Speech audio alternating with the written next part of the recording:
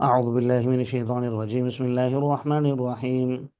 يا أيها الذين آمنوا إن جاءكم فاسق بنبأ فتبينوا أن تصيبوا قوما بجهالة فتصبحوا على ما فعلتم نادمين. صدق اللہ العظیم. اے ایمان والو، اگر تمہارے پاس کوئی فاسق آدمی خبر لے کر آئے تو فتبینوا، تحقیق کر لیا کرو، ان تصیبوا قوما بجہالہ، ایسا نہ ہو کہ تم پہنچ جاؤ کسی قوم کو انجانے میں. پہنچنے کا مطلب تکلیف پہنچاؤ، ان کو قتل کرو یا زخمی کرو یا جو بھی. پھر تم صبح کرو علی ما فعلتم نادمین، اپنے کیے پر ندامت کرتے ہوئے کہ ہم نے غلط کیا ہے.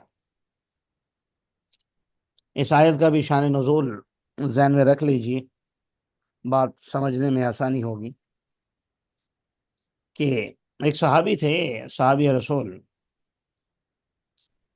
ولید بن عقبہ بن عقبہ، عین قاف باہا.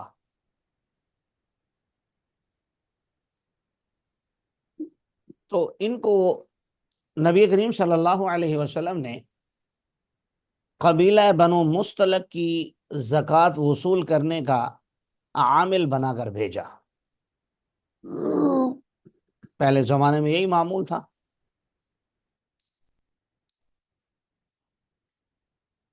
قبیلہ بنو مستلق کے سردار خود آ کر ایمان لائے اور ساتھ یہ بھی کہا کہ آپ زکوٰۃ کی وصولی کے لیے ہمارے پاس بندہ بھیجیں اور ہم اس کے لیے تیار ہیں، وغیرہ وغیرہ.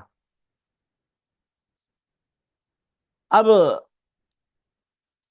نبی کریم صلی اللہ علیہ وسلم نے ان کو بھیجا، اور ان کی زمانہ جاہلیت میں ان کے ساتھ کوئی پرانی دشمنی تھی. بہرحال نبی کا حکم تھا، روانہ ہونا پڑا.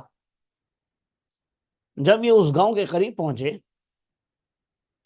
قبیلہ بنو مستلق کی، تو انہوں نے دیکھا کہ وہاں لوگ اپنے گاؤں سے باہر نکلے ہوئے ہیں اور ان کا انتظار کر رہے ہیں. اب ان کے ذہن میں تو پہلے سے ٹینشن تھی کہ میری ان سے پرانی دشمنی ہے. اب ذہن میں خیال آیا کہ کہیں مجھے قتل کرنے کا منصوبہ تو نہیں بنایا ہوا انہوں نے.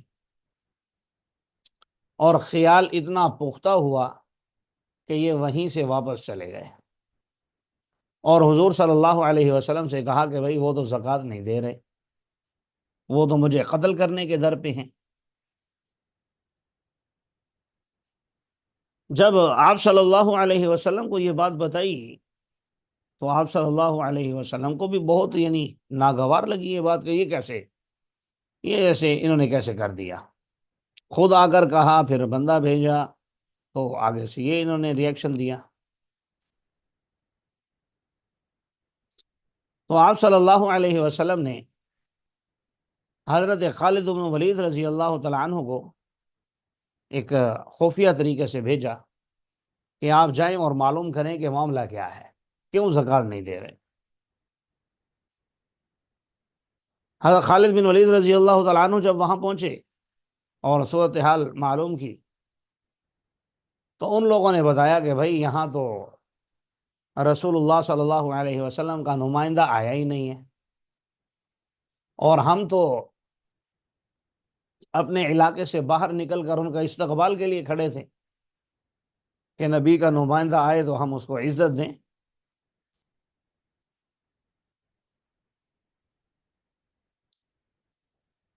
تو یہ اس موقع پر یہ آیات نازل ہوئیں کہ جب کوئی فاسق آدمی خبر لے کر آئے تو اس کی تحقیق کر لیا کرو، ایسا نہ ہو کہ انجانے میں چھان بین بھی کیے بغیر تم کسی کو نقصان پہنچا دو.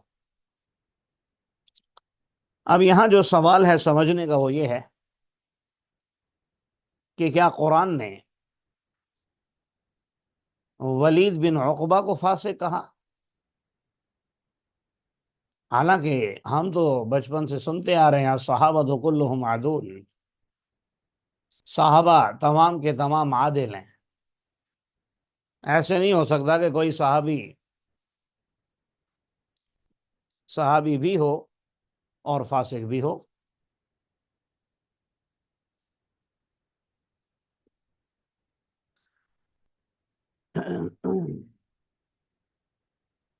دو جواب اس کے دیے ہیں۔ ایک جواب تو یہ دیا ہے کہ ٹھیک ہے، ان سے ایک غلطی سرزد ہوئی اور قرآن نے اس غلطی کی وجہ سے فسق کا اطلاق کیا، لیکن قرآن کا اصل مقصد ایک اصول بتلانا ہے کہ جب بھی کوئی خبر آئے اور دینے والا کمزور ہو یا کوئی شکوک و شبہات ہوں تو اس کی تحقیق کرنی چاہیے۔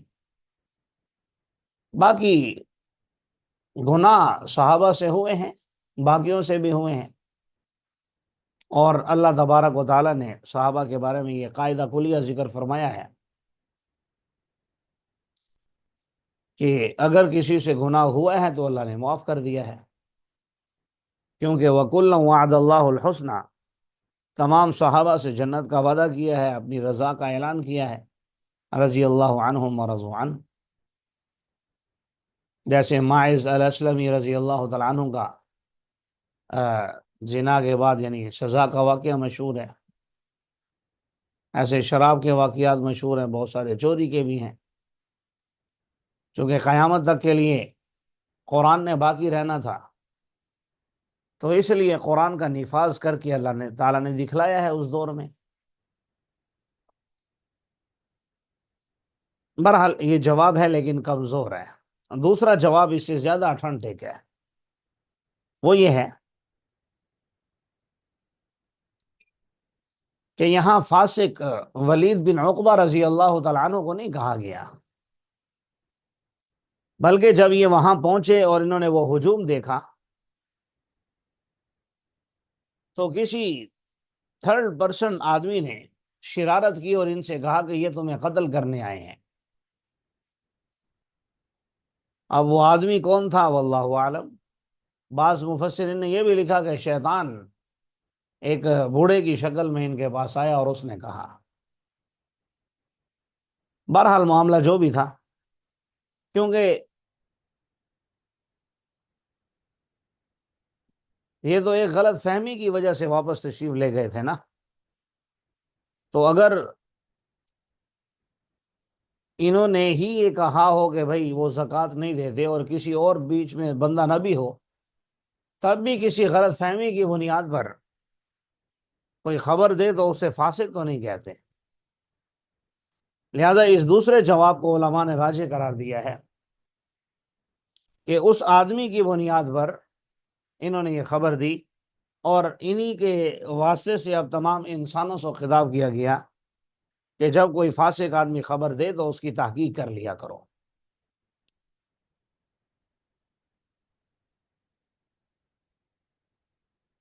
وَاعْلَمُوا أَنَّ فِيكُمْ رَسُولَ اللَّهِ، جان لو یہ بات کہ تم میں اللہ کے رسول ہیں، اگر وہ تمہاری اطاعت کریں گے بہت سے معاملات میں، لَعَنِتُمْ، تو تم تکلیف میں پڑ جاؤ گے، لیکن اللہ تبارک و تعالیٰ نے تمہارے لیے پسند کیا ہے ایمان کو، اور اسے تمہارے دلوں میں مزین کر دیا ہے۔ وَكَرَّهَ إِلَيْكُمُ الْكُفْرَ وَالْفُسُوقَ وَالْعِصْيَانَ، اور تمہارے لیے کفر، نافرمانی اور فسق و فجور کو ناپسند کیا ہے۔ تم ہی لوگ اولئک ھم الراشدون، اللہ کی نظر میں ہدایت یافتہ ہو،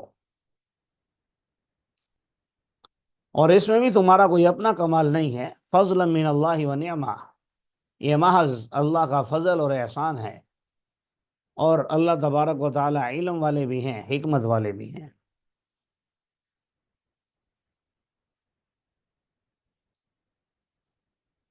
وَإِن طَائِفَتَانِ مِنَ الْمُؤْمِنِينَ اقْتَتَلُوا، اگر مومنین کی دو جماعتیں آپس میں لڑ پڑیں تو ان کے درمیان صلح کرا لو۔ اگر ان میں سے کوئی ایک دوسرے پر بغاوت کرے، فَقَاتِلُوا الَّتِي تَبْغِي حَتَّى تَفِيءَ إِلَىٰ أَمْرِ اللَّهِ، تو پھر قتال کرو اس جماعت سے جو بغاوت کر رہی ہے حتیٰ کہ وہ اللہ کے حکم کی طرف لوٹ آئے۔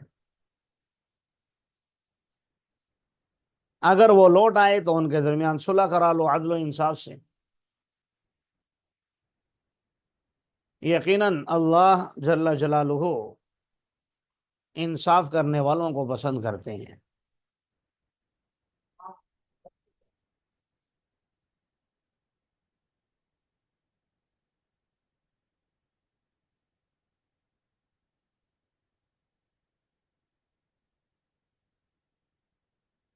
یہاں ایک روایت ذکر کرنا چاہتا ہوں، حضرت انس رضی اللہ تعالیٰ عنہ سے مروی ہے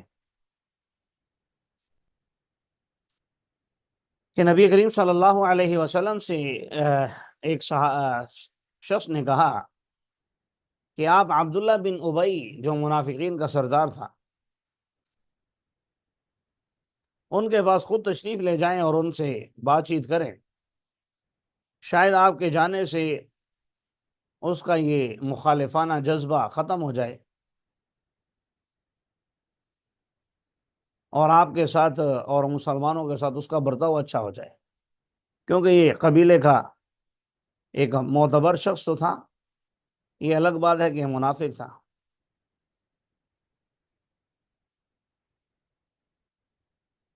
آپ صلی اللہ علیہ وسلم بھی ایک سواری پر سوار ہوئے اپنے دراز گوش پر، کوئی صحابہ کو ساتھ لیا اور اس کے پاس چلے گئے۔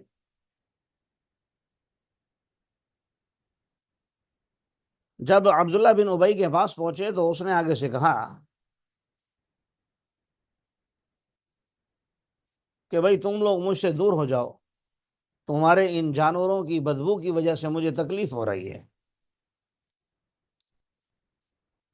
اس کے جواب میں ایک انصاری صحابی کھڑے ہوئے اور اس نے کہا اللہ کی قسم، رسول اللہ صلی اللہ علیہ وسلم کے دراز گوشت کی خوشبو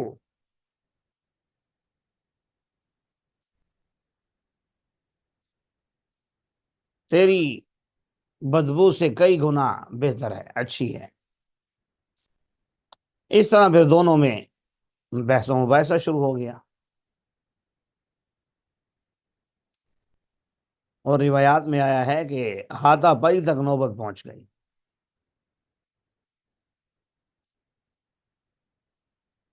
بہرحال پھر ان میں صلح صفائی کرا دی گئی اور اسی موقع پر یہ آیات نازل ہوئی، انما المؤمنون اخوہ، مومن آپس میں بھائی بھائی ہیں، لہٰذا اپنے بھائیوں میں صلح کروا لو اور اللہ سے ڈرتے رہو تاکہ تم پر رحم کیا جائے۔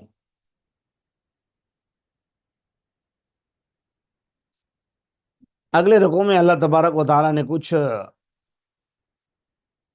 ضوابط بیان فرمائے ہیں، اصول ذکر فرمائے ہیں۔ یا ایھا الذین آمنوا لا یسخر قوم من قوم عسى ان یکونوا خیرا منہم، اے ایمان والو کوئی قوم کسی قوم کا مذاق مت اڑائے، قریب ہے کہ وہ ان سے بہتر ہو، اور نہ ہی عورتیں عورتوں کا مذاق اڑائیں، قریب ہے کہ وہ ان سے بہتر ہو۔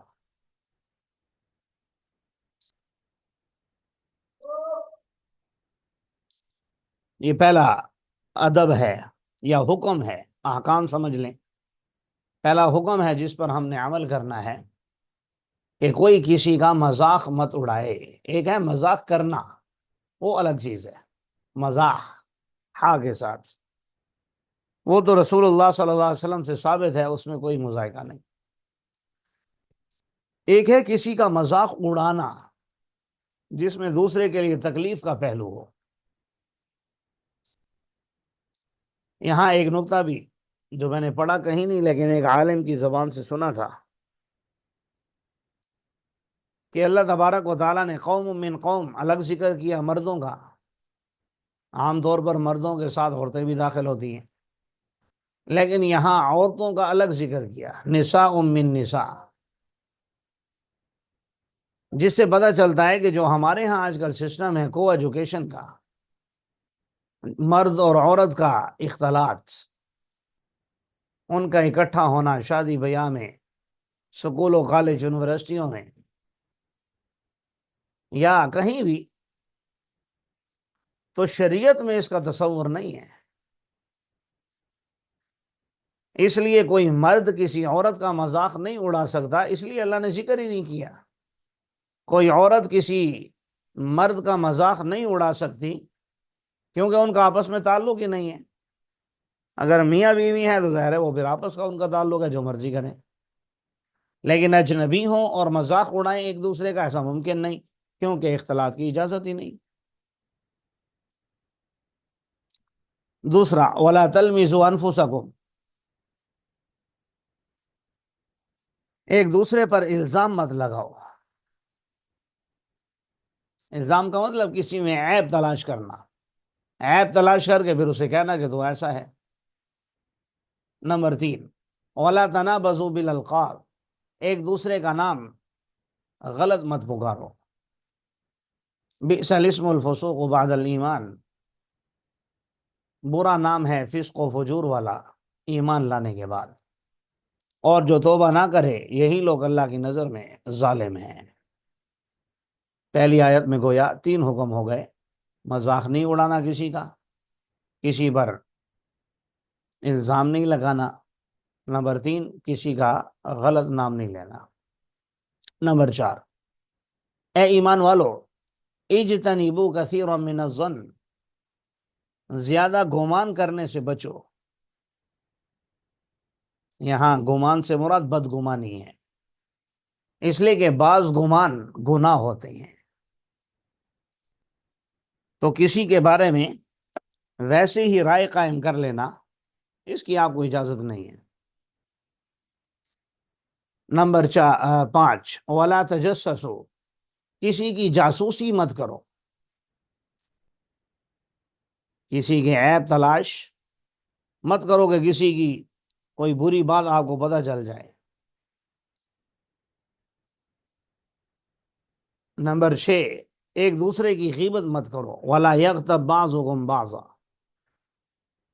غیبت کہتے ہیں کہ کسی کا پیٹھ پیچھے ایسا تذکرہ کرنا اس انداز میں کہ اگر اسے پتہ چلے تو وہ اسے برا سمجھے۔ ایک صحابی نے پوچھا یا رسول اللہ اگر وہ عیب اس کے اندر موجود ہو پھر؟ فرمایا اگر اس کے اندر موجود ہو پھر تو یہ غیبت ہے، اگر اس کے اندر موجود نہیں ہے پھر تو بہتان بھی ہے۔ ایحب احدکم، کیا تم میں سے کوئی یہ پسند کرتا ہے کہ اپنے مردار بھائی کا گوشت کھائے؟ یقیناً تم اس کو ناپسند کرتے ہو، اللہ سے ڈرتے رہو، یقیناً اللہ توبہ قبول کرنے والا رحم کرنے والا ہے۔ اے لوگو، یقیناً ہم نے تم کو مرد اور عورت پیدا کیا ہے اور تمہیں خاندان اور قبائل میں تقسیم کیا ہے، اس کا مقصد صرف یہ ہے لِتَعَارَفُوا، تاکہ تم ایک دوسرے کا تعارف کرا سکو۔ إِنَّ أَكْرَمَكُمْ عِندَ اللَّهِ يَتْقَاكُمْ، یقیناً تم میں سے عزت دار اللہ کے ہاں وہ ہے جو سب سے زیادہ متقی پرہیزگار ہو۔ یقیناً اللہ تبارک و تعالیٰ سب کچھ جانتے بھی ہیں اور ہر چیز سے باخبر بھی ہیں۔